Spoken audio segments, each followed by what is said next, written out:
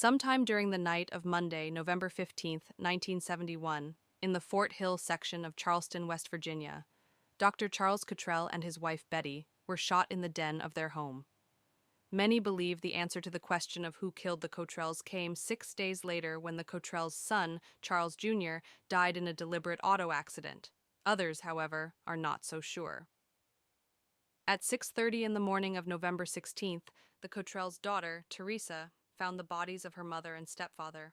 Charles Cotrell lay sprawled out on the floor, just in front of the fireplace, and her mother was sitting limply on the couch. Both were covered in blood and had been shot multiple times. Police considered the possibility of a robbery gone wrong. However, no other valuables, many of them in plain sight, had been touched. There were no obvious signs of a struggle other than an overturned chair and disconnected phone cable. The police could find no sign of forced entry, although a rear sliding door to the home was found to be ajar. Autopsies revealed that the murder weapon had been a .22 caliber handgun. Police learned that a .22 caliber handgun had been kept in the Cotrell's home and that it was now missing. The gun was kept on a pegboard in Charles Jr.'s bedroom. This weapon was never found. Police learned the family had had dinner at a restaurant in town, with Betty and Teresa arriving back home around 8:30. Dr. Cotrell had left dinner and went to the hospital to check on some patients. Police estimated that Dr. Cotrell arrived back at his home just before 10:30 p.m. He spoke with 2 patients on the phone shortly after arriving home. These 2 calls to be the last time Charles and Betty Cotrell were confirmed to have been alive.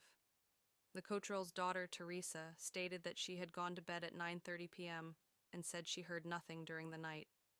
Nearby residents reported neither hearing nor seeing anything unusual during the overnight hours. Teresa did say she found it strange that the next morning she found the door to Charles Jr.'s room open, even though it was normally kept closed. Police also interviewed Dr. Cotrell's son and daughter from his first marriage. Both were away at college, Charles Jr. in Morgantown, West Virginia, and Susan in Pittsburgh. The detectives later reported that when they first spoke to Charles Jr. at the home, they found his demeanor somewhat unusual and his answers to some of their questions evasive.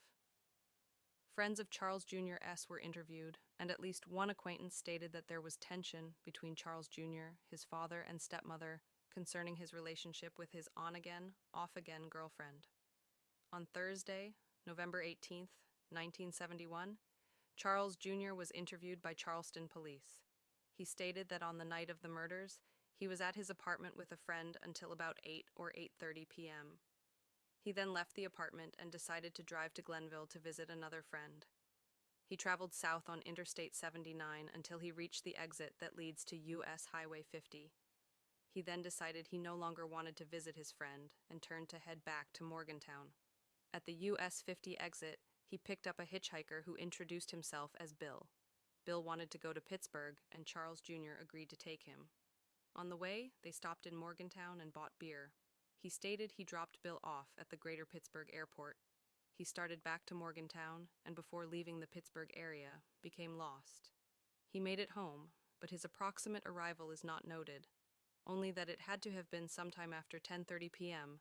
when he had stopped for beer. After the interview, Charles Jr. took 4 polygraph exams.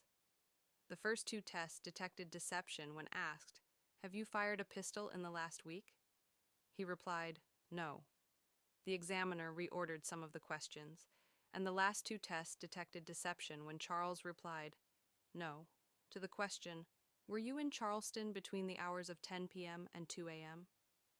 It was discovered that Charles had consumed 4 prescribed tranquilizers at once, just prior to arriving at the police station, effectively making the 4 tests useless.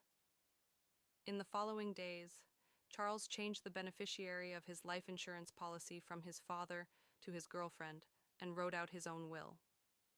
On the morning of November 21st, 1971, Charles Jr. was to return to Charleston from Ohio, where he was with his sister, Sharon.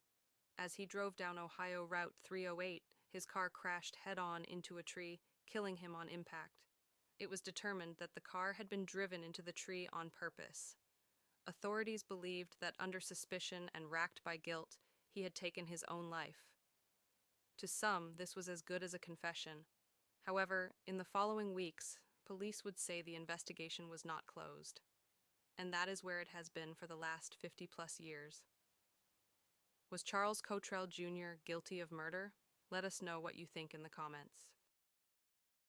Thank you for listening. If you found this video informative, please consider subscribing and share your thoughts in the comments below.